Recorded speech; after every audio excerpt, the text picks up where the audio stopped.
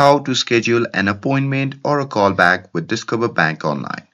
Hey everyone, welcome back to the channel. In today's video, I will show you how to schedule an appointment or a callback with Discover Bank Online using your desktop. So now, without further ado, let's get started.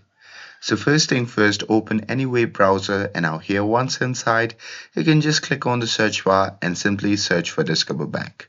And now here from the search result, just click on the first link and after that, you'll be prompted to the official website of the Discover Bank. Now here you simply have to log in using your credentials and once logged in from your account dashboard, you simply have to go to the help or support or contact us section from the main menu.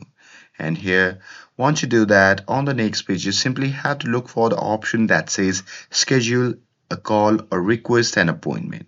So there, simply select the topic you need help with and then pick a date and time that work best for you. And there you can enter your preferred phone number so a Discover specialist can call you back. And with that, you need to review your request, confirm it, and you will see a confirmation message or an email. And that's it.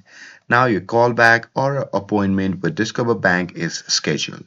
And with this, if you found this video helpful, then don't forget to like, share, and subscribe to get updated for more videos. Thanks for watching, and I'll see you in the next video.